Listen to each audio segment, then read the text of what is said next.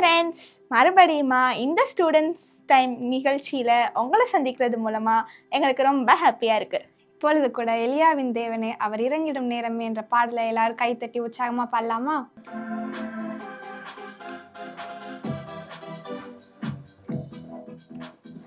எலியாவின் தேவனே அவர் இறங்கிடும் நேரமே, எலியாவின் தேவனே அவர் இறங்கிடும் நேரமே, அசைவாடும் அனலாக்கும் எங்கள் அக்கினி ஜுவாலை, அசைவாடும் அனலாக்கும் எங்கள் அக்கினி ஜுவாலை, எலியாவின் தேவனே அவர் இறங்கிடும் நேரமே, எலியாவின் தேவனே அவர் இறங்கிடும் நேரமே. நான் ஒருவன் மாத்திரம் மீண்டிருக்க பாகாலின் படைகளை எதிர்த்திடுவேன். நான் ஒருவன் மாத்திரம் மீண்டிருக்க பாகாலின் படைகளை எதிர்த்திடுவேன். நான் ஜெபிக்க ஜெபிக்க அவர் தலையசைப்பார், நான் ஜெபிக்க ஜெபிக்க அவர் தலையசைப்பார். நெருப்பாய் இறங்கிடுவார் என் தேவன், நெருப்பாய் இறங்கிடுவார். ஆவியே ஆவியே ஆவியே ஆவியே, அசைவாடும் அனலாக்கும் எங்கள் அக்கினி ஜுவாலையே, அசைவாடும் அனலாக்கும் எங்கள் அக்கினி ஜுவாலையே. வழி மாறி கீழ் தட்டில் படுத்தாலும் வார்த்தை தேவன் நம்மை பின்தொடர்வார். வழி மாறி கீழ் தட்டில் படுத்தாலும் வார்த்தை தேவன் நம்மை பின்தொடர்வார். நான் கடலின் அலை நோக்கி குதித்தாலும், நான் கடலின் அலை நோக்கி குதித்தாலும் மீனை கொண்டு மீட்பார், என் ஜீவனை மீனை கொண்டு மீட்பார். ஆவியே ஆவியே ஆவியே ஆவியே, அசைவாடும் அனலாக்கும் எங்கள் அக்கினி ஜுவாலையே, அசைவாடும் அனலாக்கும் எங்கள் அக்கினி ஜுவாலையே. இப்பொழுது எல்லாரும் இருக்கிற இடங்கள்ல கண்களை மூடி ஏசப்பாவை நம்ம ஆராதிப்போமா? எல்லாரும் கண்களை மூடி அப்பா உமக்கு நன்றின்னு சொல்லுவோமா. அப்பா நம்மளுடைய வாழ்க்கையில் செய்த நன்மைகளுக்காக நன்றி சொல்லுவோமா. ஆண்டவர் எல்லாம் துதிச்சுப்போமா.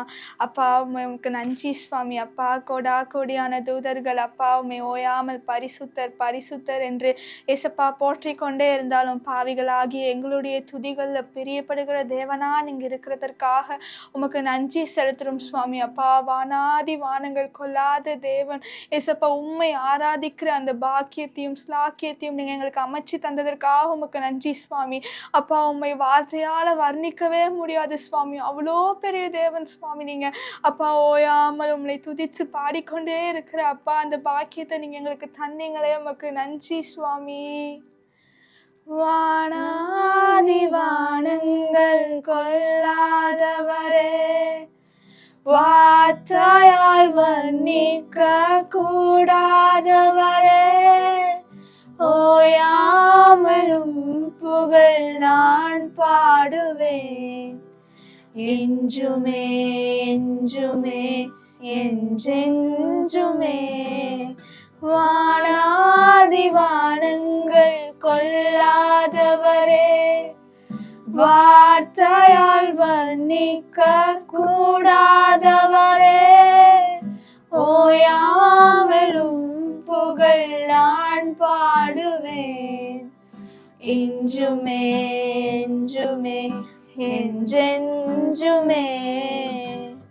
ஹalleluya ஹalleluya ஆமென். ஹalleluya ஹalleluya ஆமென். ஹalleluya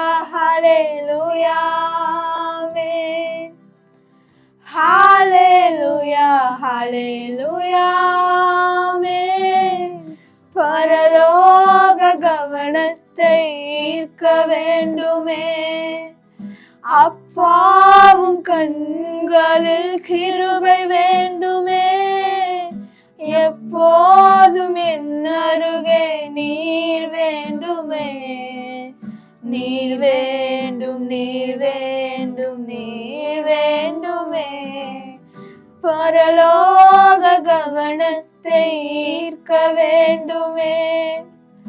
அப்பாவும் கண்களில் கிருபை வேண்டுமே. எப்போதும் என் அருகே நீர் வேண்டுமே.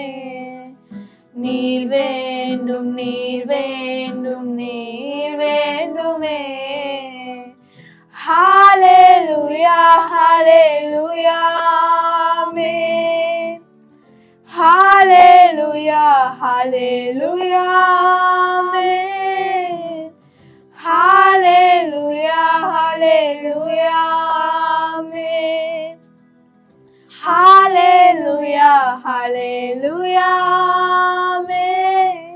விலகாத பிரியாத சமூகமே, அதுதானே நிரந்தர சுதந்திரமே. வேறொன்றும் வேண்டாம், நீர் போதுமே. நீர் போதும், எப்போதும் நீர் போதுமே. விலகாத பிரியாத சமூகமே, அதுதானே நிரந்தர சுதந்திரமே. வேறொன்றும் வேண்டாம், நீர் போதுமே. நீர் போதும், எப்போதும் நீர் போதுமே. ஹalleluya, ஹalleluya, ஆமென். ஹalleluya, ஹalleluya, ஆமென். ஹalleluya, ஹalleluya, ஆமென். ஹalleluya, ஹalleluya, ஆமென். ஆமா சுவாமி, அப்பா உம்முடைய கவனத்தை ஈர்க்கக்கூடிய ஒரு வாழ்க்கையை வாழ நீர் எங்க ஒவ்வொருவருக்கும் நீர் கிருபை பாராட்டும்படி ஜெபிக்கிறோம் சுவாமி. மீதி உள்ள ஒவ்வொரு வேலையும் நீர் பொறுப்படுத்திக் கொள்ளி வழிநடத்தும். இயேசு கிறிஸ்துவின் நாமத்தில் ஜெபிக்கிறோம் நல்ல பிதாவே, ஆமென்.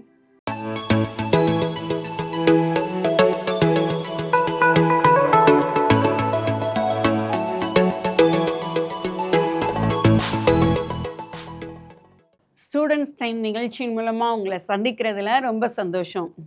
இன்றைக்கும் உங்களுக்கு ஒரு சின்ன டிப்ஸோட அக்கா வந்திருக்கு. என்ன டிப்ஸ் அப்படின்னா, அநேக நேரத்தில் என்னால் அவங்கள மாதிரி வர முடியல, இவங்கள மாதிரி வர முடியல அப்படின்னு நினைக்கிறீங்க தானே. இன்னைக்கு நீங்கள் உட்கார்ந்து எப்படி வரணும்னு உங்களோட கோலை எழுதுங்க. எழுதிட்டு அடுத்து உங்களோட கோலை ஸ்ப்ளிட் பண்ணி எழுதுங்க. இது நீங்கள் இப்போ ஃபஸ்ட்டு எழுதின கோல் இந்த இயர்க்கான கோல்.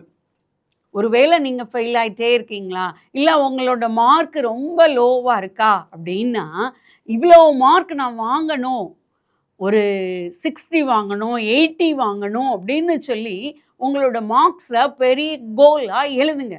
இது உங்களோட இயர் கோல். அடுத்து அதை ஸ்ப்ளிட் பண்ணி எழுதுங்க. இப்போ என்ன மந்த்? ஆகஸ்ட். ஆகஸ்டில் நான் இந்த மார்க்கை எடுக்கணும், அந்த அளவுக்கு நான் படிக்கணும்.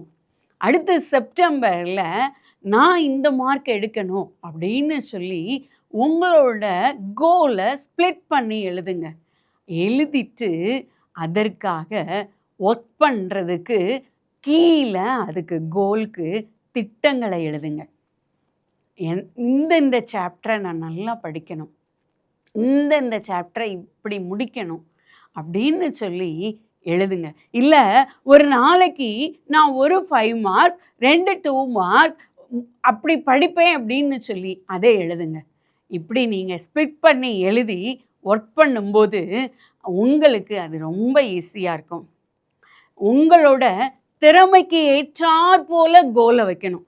அடுத்தவங்கள மாதிரி இருக்கணும் அப்படின்னு சொல்லி இப்போ நீங்கள் ஃபெயில் ஆகிட்டே இருக்கீங்கன்னா எடுத்தது நான் 90 மார்க் வாங்கணும்னு கோல் வச்சிங்கன்னா ரொம்ப கஷ்டம் இல்லை?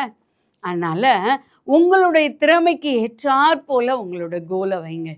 மற்றவங்கள மாதிரி வாங்காட்டாலும் நம்ம நல்ல நிலைமையில் நம்மளோட பெஸ்ட்டை காட்டணும், அப்படி தான் நீங்கள் நினைக்கணும். அதனால் கோலை நியமிக்கும் போது 3 காரியத்தை நீங்கள் மனசுக்குள்ளே வச்சுக்கணும். Set realistic goals. உங்களுக்கு எது திறமைக்கு ஏற்றாற் போல் எது இருக்கோ அதை தான் நீங்கள் நியமிக்கணும். அடுத்து உங்களோட லிமிட்ஸ் எவ்வளவு அப்படின்னு சொல்லி அதை யோசிச்சுக்கணும். அடுத்தது உங்களோட கோல் உங்களோட லிமிட்ஸோடு மேட்ச் பண்ணியிருக்கா அப்படின்னு பார்க்கணும். இந்த 3ஐயும் பார்த்து உங்களோட கோல்ஸை எழுதிட்டிங்களா? இதை நீங்கள் படிக்கிற இடத்துல ஒட்டி வச்சுக்கோங்க. உங்களோட ஹோம்ஒர்க் நோட்டில் எழுதி வச்சுக்கோங்க. நீங்கள் எந்த நோட்டில் எழுதி ப்ராக்டிஸ் பண்ணுவீங்களோ அந்த நோட்டில் எழுதி வச்சுக்கோங்க. ஒரு 2 நாளைக்கு ஒரு தடமாவது அந்த கோலை பாருங்கள். பார்க்க பார்க்க பார்க்க அந்த கோல் உங்களை ஓட வைக்கும். நிறையா பேர் கேமில் ஓடி ஜெயிக்கிறாங்கல்ல, அவங்களாம் எதை பார்த்து ஓடி ஜெயிக்கிறாங்க? அவங்களுக்கான அந்த கோப்பையை அவங்க கண்ணு முன்னாடி வச்சு தான் அவங்க ஜெயிக்கிறாங்க. உங்களோட கோப்பை உங்களோட கோல், அந்த கோலை முன்னாடி வச்சுக்கோங்க. முன்னாடி வச்சுட்டு அதை அடிக்கடி பார்த்து அதற்காக நீங்கள் பிரயாசம் எடுக்க எடுக்க எடுக்க நீங்கள் ஓடலாம். ஒருவேளை இந்த ஆகஸ்டில் இத்தனை மார்க் எடுக்கணும்னு நீங்கள் வச்சுருக்க கோலை கெயின் பண்ணிட்டீங்க அப்படின்னா கண்டிப்பாக அதுக்கு நீங்களே பாராட்டு கொடுத்துக்கோங்க. அடுத்தவங்ககிட்டலேருந்துலாம் நம்ம எதிர்பார்க்க வேண்டாங்க. நமக்கு பாராட்டு நம்மளே தான் நம்ம கொடுத்துக்கிடுவோம். ஏன்னா நம்ம தானே கோல் வச்சோம். அதனால் இன்றைக்கி நான் அந்த கோல் அடைஞ்சதுனால இன்றைக்கி நான் ஒரு டேரி மில்க் சாக்லேட் வாங்கி சாப்பிட போகிறேன் அப்படின்னு சொல்லி உங்கள் கோல் அடைஞ்சதுக்கு ஒரு பார்ட்டி வச்சுக்கோங்களேன். வச்சுட்டு அடுத்த இதுக்கு ஓடுறதுக்கு பலனை கர்த்தர்கிட்ட கேட்டு அடுத்த மந்த் பிரயாசப்படுங்க. ஒருவேளை ஆகஸ்டில் உங்களால் கெயின் பண்ண முடியலன்னா சோர்ந்து போகாதீங்க. அடுத்த மாதம் வந்துடுவேன். ஏன்னா இந்த லெசன் டஃப்பாக இருக்க மாதிரி அடுத்த லெசன் டஃப்பாக இருக்காது. அதனால உங்கள் பிரயாசத்தை விட்டுறாதீங்க. அப்படியே என்னால் அடையவே முடியாது அப்படின்னு சோர்ந்து போகக்கூடாது. எப்போவுமே சோர்ந்து போகாமல் ஆமையை போல் நம்ம மெதுவாக ஓடிக்கிட்டே இருந்தோன்னா கோலை ஒரு நாள் அடைஞ்சிடலாம். அதனால கவலையப்படாதீங்க. நமக்கு மெயின் கோல் தானே முக்கியம். அதனால ஒவ்வொரு மாதம் சோர்ந்து போயிட்டாலும் வரலைனாலும் துவண்டு போகாமல் ஓடுங்க. ஓடும்போது மெயின் கோல் அடைய ஏசப்பா உதவி செய்வாங்க. ஏன்னா நம்மளுடைய பிரயாசத்தையும் விருப்பத்தையும் பார்க்குற கர்த்தர் அதற்கேற்ற பலனை நமக்கு தருவாங்க. அதனால் கோலை எழுத போகிறீங்க, இன்னைக்கு அதை ஸ்ப்ளிட் பண்ண போகிறீங்க, அதுக்கான திட்டங்களை எழுத போகிறீங்க, அதை ஒட்ட போகிறீங்க. உங்களோட ஹோம்ஒர்க் நோட்லையும் ஒட்டி அதை 2 நாளைக்கு ஒருக்க பார்த்து பிரயாசம் எடுக்க போகிறீங்க. நீங்கள் எப்படி ஜெயிக்கிறத யாரால் தடுக்க முடியும்? கண்டிப்பாக ஜெயிப்பீங்க. ஓகே.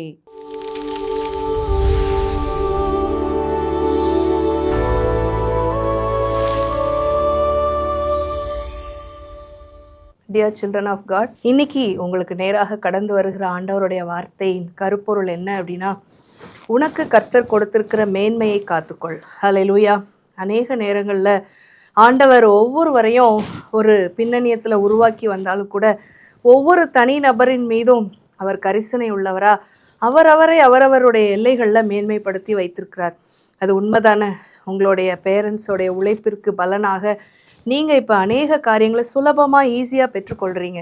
நீங்கள் கேட்டோடனே அவங்க வாங்கி கொடுக்குறாங்க, நல்ல பள்ளிக்கூடத்தில் உங்களை படிக்க வைக்கிறாங்க, நீங்கள் கேட்குற ட்ரெஸ் எல்லாம் கிடைக்குது, ஃபுட்டெல்லாம் கிடைக்குது, ஸ்நாக்ஸ் எல்லாம் கிடைக்குது இல்லையா? நீங்கள் உங்களுடைய ஸ்கூல் பேக்காக இருக்கட்டும், காலேஜ் பேக்காக இருக்கட்டும், ஒரு லேப்டாப்பாக இருக்கட்டும், ஷூஸாக இருக்கட்டும், என்ன கேட்டாலும் அவங்க செய்கிறாங்க. இப்படிப்பட்ட ஒரு மேன்மை அநேகருக்கு கிடைக்கல. ஸோ அதை நினச்சி நீங்கள் ஆண்டவருக்கு நன்றி செலுத்தணும், அதை காத்துக்கொள்ள நீங்கள் முற்படணும். அநேக நேரங்களில் இதிலிருந்து உங்களை வழிவிலக செய்து தவற செய்கிறது எதுவாக இருக்குது அப்படின்னா, உங்களுடைய பேட் ஃப்ரெண்ட்ஷிப்பாக இருக்குது, தகாத நட்பாக இருக்குது. சில நேரங்களில் அது உங்களுடைய நண்பன் அல்லது தோழி என்று சொல்லப்படுகிற ஒரே இனத்தை சார்ந்தவர்களோடு நீங்கள் பழகுகிற அந்த ஒரு தகாத நட்பு இப்படிப்பட்ட சூழ்நிலைகளை கொண்டு வருகிறது. சில நேரங்களிலே எதிர்ப்பாளர்களின் மூலமாக நீங்கள் விழுந்து போகிற தன்மை, தவறாக நீங்கள் சாய்ஸஸை மேக் பண்ணி ஆண்டவர் உங்களுக்கு கொடுத்திருக்கிற வாழ்க்கையின் எதிர்கால மேன்மையை, ஒரு நல்ல குடும்பத்தின் பின்னணியம் என்கிற மேன்மையை, ஒரு சபையை சார்ந்த ஒரு மாணவன் மாணவி என்கிற அந்த மேன்மையை, ஒரு நிறுவனத்திலே நீங்கள் கல்வி பயிலுகிறீர்களே அந்த கல்வி நிறுவனத்தின் மேன்மையை நீங்கள் இழந்து போகிற ஒரு சூழ்நிலைக்கு தள்ளப்படுகிறீர்கள். வேதாகமம் வாலிப பிராயத்தில் இருக்கிறவர்களுக்கு சொல்லுகிற எச்சரிக்கை என்ன? நீதிமொழிகள் 5வது அதிகாரத்திலிருந்து நாம வாசிக்க போகிறோம். 9வது வசனம் சொல்லுது, சேர்ந்தால் உன் மேன்மையை அந்நியர்களுக்கும் உன் ஆயுசின் காலத்தை கொடூரருக்கும் கொடுத்து விடுவாய். சேர்ந்தால் என்று எதை குறித்து சொல்லுகிறது? ஒரு தகாத பெண்ணினுடைய காரியத்திற்கு ஒரு வாலிபன் செவி கொடுத்து அவர்கள் பக்கம் சாய்ந்தால் அவன் தன்னுடைய மேன்மையை, நல்ல ஆயுசின் வருஷங்களை இழந்து போக நேரிடும் என்று சொல்லி வேதாகமம் எச்சரிக்கிறது. அப்படியானா பாருங்க, அதுல 6வது வசனம் ஒரு எச்சரிப்பை சொல்லுது, நீ ஜீவ மார்க்கத்தை சிந்தித்து கொள்ள முடியாதபடி அவளுடைய நடைகள் மாறி மாறி விகாரப்படும். ஒருவேளை உன்னுடைய ஃப்ரெண்டா இருக்கலாம், அல்லது நீங்க ஒரு பாயா இருந்துட்டு ஒரு கேர்ள் ஃப்ரெண்ட் என்று சொல்லுகிற ஒரு பெண் தோழியா இருக்கலாம், அல்லது ஒரு கேர்ளா இருந்துட்டு நீங்க சொல்லுகிற பாய் ஃப்ரெண்ட் என்று சொல்லுகிற ஒரு ஃப்ரெண்டா இருக்கலாம், எதிர்ப்பாளருடைய தோழமையா இருக்கலாம். அவர்கள் சில நேரங்களிலே உங்களிடத்திலே நன்கு பேசுவார்கள், சில நேரத்திலே வேறொரு இடத்திலே தங்களுடைய நட்பை மாற்றிக்கொள்ளும் பொழுது அவர்கள் நடைகள் மாறி மாறி விகாரப்படுகிறது. அது உங்களை என்ன செய்கிறதாம்? ஆண்டவருக்கு நேரான ஜீவ மார்க்கத்தை குறித்து யோசிக்க முடியாதபடி உங்களை வழிவிலக செய்கிறதாம், குழப்புகிறதா இருக்கிறதாம். நீங்கள் அவர்களோடு சேரும் பொழுது நிச்சயமாகவே உங்களுடைய வாழ்க்கை பாதையிலே உங்களுடைய மேன்மையையும் உங்களுடைய ஆயுசின் வருஷங்களின் நன்மைகளையும் மற்றவர்களுக்கு கொடுத்து விடுவீர்கள் என்று சொல்லப்பட்டிருக்கு. பாருங்க, ஒரு வாலிபன் இந்த வேதாகமத்துல இந்த அதிகாரத்துல சொல்லப்பட்டிருக்கிறான். அவன் இந்த மாதிரி சொல்லி சொல்லி வார்த்தைகளை கட்டளைகளை கேட்காம போய் அவன் ஒரு விதத்திலே பாதிக்கப்பட்ட பிற்பாடு ஒரு வார்த்தையை அவனே சொல்லுகிறதாக எழுதப்பட்டிருக்கு. நீதிமொழிகள் 5:12-13 ஐயோ போதகத்தை நான் வெறுத்தேனே, கடிந்து கொள்ளுதலை என் மனம் அலட்சியம் பண்ணினதே, என் போதகரின் சொல்லை நான் கேளாமலும் எனக்கு உபதேசம் பண்ணினவர்களுக்கு என் செவியை சாயாமலும் போனேனேன்னு சொல்லி செல்ஃப் டிக்ளரேஷன் ஒரு வாலிபன் பண்ணுவதாக எழுதப்பட்டிருக்கு. இது பெண் பிள்ளைகளுக்கும் பொருந்தும். இதை ஒரு பையன் சொல்றான்றனால பசங்க தான் they will fall into sin அப்படின்னு அர்த்தம் கிடையாது. வேதாகமத்தில் சொல்லப்பட்டிருக்கிற ஒவ்வொரு வார்த்தைகளும் it is for both boys and girls, men and women. சரியா? இந்த வாலிப பிள்ளைகள் எந்த ஆலோசனைகளையும் கேட்காதபடி விழுந்து போகும் பொழுது இப்படிப்பட்ட ஒரு வார்த்தையை தாங்களே அறிக்கை செய்ய வேண்டிய ஒரு சூழ்நிலை வந்துவிடும் என்று சொல்லி வேதாகமம் எச்சரிக்கிறது. பாருங்க, நீ இதை செஞ்சினா உனக்கு இதெல்லாம் கிடைக்கும் அப்படிங்கிறது நல்ல வார்த்தை, இனிய வார்த்தை. அதை நம்ம கேட்டுக்கொண்டே இருக்கலாம் இல்லையா? அதே நேரத்தில் எதை செய்யக்கூடாதுன்றதும் உங்களுக்கு தெரியணும் இல்லையா? அதில் இந்த காலகட்டத்தில் அநேகர் விழுந்து போகிற அந்த இச்சை என்கிற பாவம், வாலிபத்திலே வழி விலகி செல்லுகிற பாவம் உங்களை எந்த அளவுக்கு பிரச்சனைக்கு உள்ளாக்குகிறது என்கிற தீவிரத்தை அறிந்து கொண்டீங்கன்னா அதை நீங்கள் தவிர்த்து விடலாம்ல. எதுக்கு அதுக்குள்ளே போயிட்டு அதிலிருந்து வெளியே வர முடியாமல் கஷ்டப்படுகிற அநேகரை போல நீங்களும் பாடுபடணும்? தேவையில்லைல்ல. கர்த்தர் உங்களை அதிகமாக நேசிக்கிறதுனால பாருங்க, இன்னைக்கு அவருடைய வார்த்தை இதில் கவனமாக இருன்னு சொல்லி உங்களுக்கு நேராக வருது.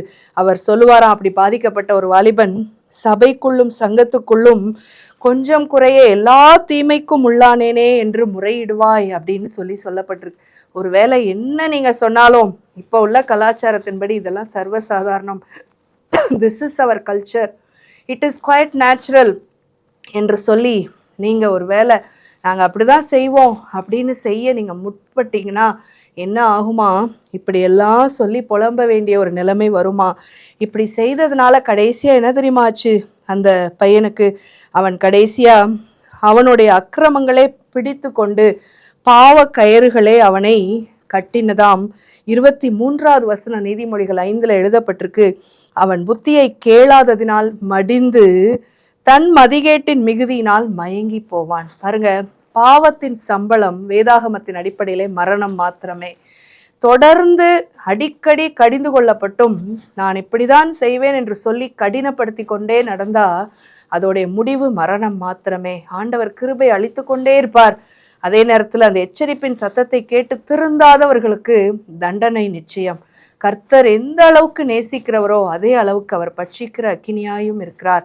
பாருங்க, ஒரு ஸ்கூல்லையோ காலேஜ்லேயோ உங்கள் ரூல்ஸை மீறினீங்கன்னா எப்படி இதுக்கெல்லாம் இந்தந்த பனிஷ்மெண்ட்ஸ் என்று சொல்லி ரூல்ஸ் இருக்கிறதோ, சாலை விதிகளை நீங்கள் மதிக்காமல் நீங்கள் ஒரு ஸ்பீடில் போனீங்கன்னா எப்படி நீங்கள் ஆக்சிடெண்ட்டுக்கு உள்ளாவீங்களோ, அதே போல தான் இந்த வேதாகமத்தின் சட்டத்திட்டங்களை கையாளலைன்னா மீறி மீறி நான் செய்கிறது தான் செய்வேன்னு செய்தோன்னா இறுதியாக மரணம் தான் வாய்க்கும். அப்போ எவ்வளோ கவனமாக இருக்கணும், ஜாக்கிரதையாக இருக்கணும். உங்களோட சாய்ஸஸில் நீங்கள் ரொம்ப கவனமாக இருங்க. உங்களை மிஸ்லீட் பண்ணுற எந்த ஃப்ரெண்ட்ஷிப்பையும் உங்களோட சேம் ஜெண்டராக இருந்தாலும் சரி, ஆப்போசிட் ஜெண்டராக இருந்தாலும் சரி, கவனம் வைங்க. எல்லாமே ஒரு லிமிட்டோட பவுண்ட்ரிஸோடு இருக்கட்டும். கர்த்தர் நியமித்த அந்த நியமங்களின்படி சகலமும் ஒழுங்கும் கிரமமாய் உங்களுடைய வாழ்க்கையில் நடக்கட்டும். உங்களுடைய பெற்றோர்களின் ஆலோசனையின்படி, முதியோர்களின் ஆலோசனையின்படி, கர்த்தருடைய வார்த்தையின்படி நடக்க உங்களை பயிற்றுவித்துக் கொள்ளுங்க. அப்போ நிச்சயமாகவே நீங்கள் என்ன செய்வீங்க, ஒரு ஞானவானா நடந்து கர்த்தர் வைத்திருக்கிற மேன்மையை நீங்களே தக்க வைத்துக் கொள்வீங்க. அவருக்கு விருப்பம் என்ன தெரியுமா? ராஜ மேன்மையை உங்களுக்கு கொடுத்து ஆசீர்வதிப்பது தான். எஸ்தர் ராஜாத்திக்கு ஆண்டவர் கொடுத்தாரு, யோசேப்பு கொடுத்தாரு. தேசத்துல இவங்கெல்லாம் மேன்மைப்பட்டவர்களா இருந்தாங்க. தேவனுடைய பிள்ளைகள் எப்படி அவர்கள் மேன்மைப்படுத்தப்பட்டு உயர்த்தப்பட்டு ஆசீர்வதிக்கப்பட்டு இருந்தாங்க. இப்படிப்பட்ட கிருபைகளை நம்ம ஒவ்வொருவருக்கும் தரணும்னா நம்ம இடத்துல இருக்க வேண்டிய ஒரு குணம் என்ன? ஆண்டவருடைய வார்த்தையை கேட்டு, மூத்தோர்களின் நல்ல சொற்களை கேட்டு அதன்படி நடப்பதற்கு இச்சையடக்கத்தோடு வாழ்வது அவசியம். கர்த்தர் தாமே இந்த கிருபைகளை உங்களுக்கு கொடுப்பாராக. ஒரு விசை ஜெபம் பண்ணுவோமா? அன்பின் ஆண்டவரே, இந்த கேட்கிற இந்த கண்மணி பிள்ளைகள் எவ்விதத்திலும் தங்களுடைய மேன்மையை வேறு ஒருவருக்கும் கொடுத்து விடாதபடி அதை தங்களுக்கென்று காத்து கொள்ளக்கூடிய பொறுமையை, இச்சை அடக்கத்தை, ஆவியின் சகலவித கனியிலே அவர்கள் பெருகுகிற கிருபைகளை கர்த்தர் கொடுத்துருங்க. இந்த பிள்ளைகளால் இந்த வயசில் முடியாதுப்பா, அவர்களுடைய வழிகளை உங்களுடைய வசனத்தினால சுத்திகரித்து காத்து கொள்ள கர்த்தர் நினைப்பூட்டுங்க, பலப்படுத்துங்க. ஒருவேளை என்னால் இந்த பிரச்சனையிலேருந்து வெளியே வர முடியலையே, யாரிடத்திலும் சொல்ல முடியவில்லையே என்று சொல்லி போராடுகிற வாலிப பிள்ளைகள் இதை பார்த்து கொண்டிருப்பார்களானா? ஒருவேளை நான் இதை செய்யணும்னு சொல்லி நினைக்கல, ஆனால் என் கூட இருக்கிறவங்க இதை நிர்பந்திக்கிறாங்கன்னு சொல்லி யாராவது இருந்தாங்கன்னா ஒரு விசை உம்முடைய கண்களும் உம்முடைய செவிகளும் அவர்களுடைய கண்ணீருக்கு நேராய் திரும்பட்டும் அப்பா. இப்படிப்பட்ட சூழ்நிலைகளின் பிடிகளில் இருக்கிற வாலிப பிள்ளைகளை கர்த்தர் பூரணமாய் விடுவிச்சிருங்கன்னு சொல்லி நாங்கள் ஜெபிக்கிறோம். கர்த்தர் அவர்களை விடுவித்து அவர்களுக்கு வைத்திருக்கிற நல்ல மேன்மையான வாழ்க்கையை சுதந்திரிக்கும்படி இந்த நாளில் கடந்து வந்துருங்க. அதற்கேற்ற புதிய வாசல்களை திறந்துருங்க. அற்புதமும் ஆச்சரியமான பிரகாரமாய் கர்த்தரே இதை செய்தார் என்று சொல்லி உம்மை உயர்த்தும்படி அற்புதத்தை செஞ்சிருங்க. ரட்சகர் இயேசுவின் நாமத்தில் ஜெபிக்கிறோம் நல்ல பிதாவே, ஆமேன். May God bless you.